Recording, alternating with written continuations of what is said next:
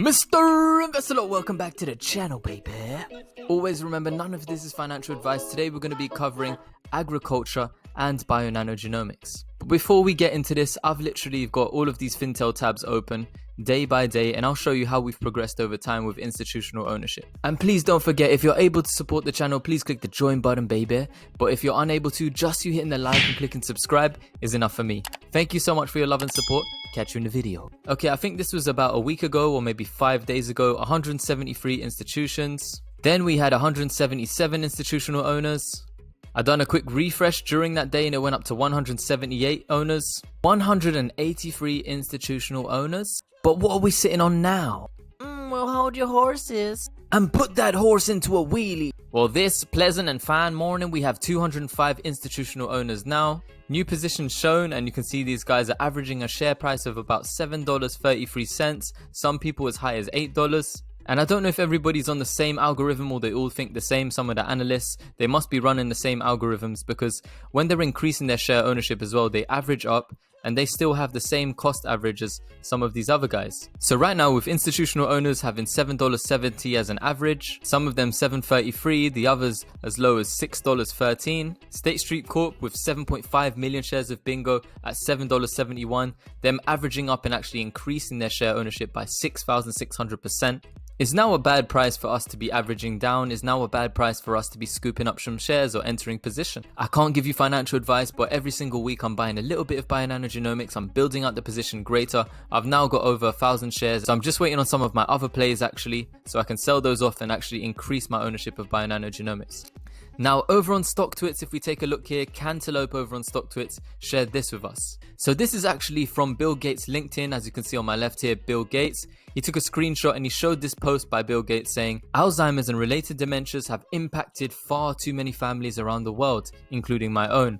New funding from the Alzheimer's Drug Discovery Foundation will help with the early detection of neurodegenerative diseases. Initiative accelerate data collection and sharing to enable early detection and treatment. So they want to have early detection and treatment of Alzheimer's. Over on my right is an article here showing Mayo Clinic adopts Bionano Sapphire for applications in neurodegenerative diseases. Sapphire helps provide a better understanding of ALS, Alzheimer's disease, and Parkinson's disease. Neurodegenerative diseases, these are characterized by degeneration of the nervous system. The most common is Alzheimer's disease. And what is the cost of Alzheimer's disease? Well, currently dementia is estimated to cost the US economy alone $290 billion. The UK economy is £26 billion a year and $1 trillion globally. These figures were actually from 2019, so it's probably a lot more now. Bionano also published in February 2021 this year a method for identifying genes likely to cause neurological diseases. I don't know if you guys remember this stock, Cassava Sciences. I remember Sava popped pretty quickly and there was a lot of institutional owners throwing investment in. There was also a lot of retail throwing their money in, and it just flew on the day. This is a clinical stage biotechnology company. The company detects and treats neurodegenerative diseases such as Alzheimer's. So they developed a medication for Alzheimer's. And check this out, it said drug maker with no product gains 911% on Alzheimer's meme hopes. It's because they've stated that they've developed the first drug to their knowledge that can restore cognition. So imagine if the market is there, we can see a lot of people suffer from Alzheimer's around the world, and we need to find this clinical data to have precision medicine. They're creating these medicine that can actually target and restore cognition. How much would people be willing to pay? How useful is that data? Over on the other side, I wanted to talk about agriculture. So we've got the messenger of Moistville, Brennan, over here, and he was talking about ARK Invest and their latest hire. When he shared an interview with Kathy Woods, he showed this. He said, coming out of college, bachelor's baby. Many of our analysts are steeped in genomic research. Our latest hire just finished a PhD program in genomics around agriculture. If you could do anything, your PhD program on any sector, they had chosen agriculture. So then I went over here to Bionano Genomics. I checked out their publications page over here. And we can see that they were used in certain studies for the assembly of plant genome. So they wanted to look at Brassica rapa.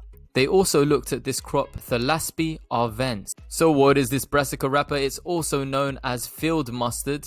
It's a type of plant species known with several common names: wild turnip, field mustard, wild kale, or bird rape. And this belongs to the family called Brassicaceae. Brassicaceae. Yeah, Brassicaceae. So this plant family is also known as the mustards. They've got 4,060 accepted species. They are economically important. So what vegetables also belong to this family? This is where it gets interesting. We've got bok choy, we've got brown mustard, we've got broccoli, we've got Brussels sprouts, cabbage, and cauliflower. In the Philippines, we eat a lot of rice, baby. Rice, baby. But we also eat bok choy. I think we call it bok choy in Philippines. Yeehaw! Shout out to all the Filipino farmers, Filipino cowboys. So across the world, in many different countries, they eat bok choy. But on that list as well, if you take a look, I think eating broccoli, eating Brussels sprouts, cabbage, I think cabbage is universal. They use it in so many different countries, in so many different nationalities for their cuisine. So all across the world, people are trying to cope with this food demand. They want to get the tip top, the juiciest vegetables. They want to increase their profit margins. They want to make sure that these vegetables, these fruit and vegetables are disease resistant. They have higher yield. They cost less money to produce and they use less space. And that other study that's looking at Philaspi, Bionano Genomics is involved in all of these. They need us. Philaspi is also known as field pennycress, and field pennycress is suitable for a biodiesel. This is one of the old tip ranks pages, these tabs that I had open. We actually had 4 ratings here.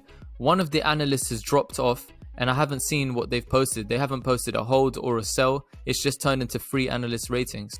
So this is the one from today. They're stating that we have 110% plus upsides. There's only 3 analysts now saying strong buy. I don't know where the other one went to. Also in terms of publications, you'll see here that they're working on looking at radishes too. They want to look for these disease resistant genes in these crops. So just to give you a little idea, this is prnewswire.com. Global fruit and vegetable ingredients market. So this is kind of like a spin-off market to agriculture and the global fruit and veg market. But this vegetable ingredients market is set to be worth $230 billion by 2026. So this is only a segment of it. So if we scroll down and take a look here, you can see the categories include fruit and vegetables, different types that are made into concentrates, pastes and purees. And that market is global. It's across all major geographies. And when reading into this analysis of the market, they're saying fruit and vegetable ingredients are extracted from a wide range of fruit and vegetables, available in powders, juice forms, paste forms. The ingredients are also used in a range of food and beverages, including snacks and bakery products, beverages, soups, sauces, and others. So in 2020 alone, it was $173.3 billion. It's projected to reach that $230 billion by 2026. And as the population grows around the world, this demand will keep on going. I hope you found this super useful, baby. Let me know how you're getting on, what your plan is for Bionano Genomics. I saw some people actually exited BNGO the other day. Some people actually averaging down. They're accumulating more shares at these low prices. So let me know what you're up to, and I'll catch you in the next episode. Mr. Invest a lot. Over and out, baby.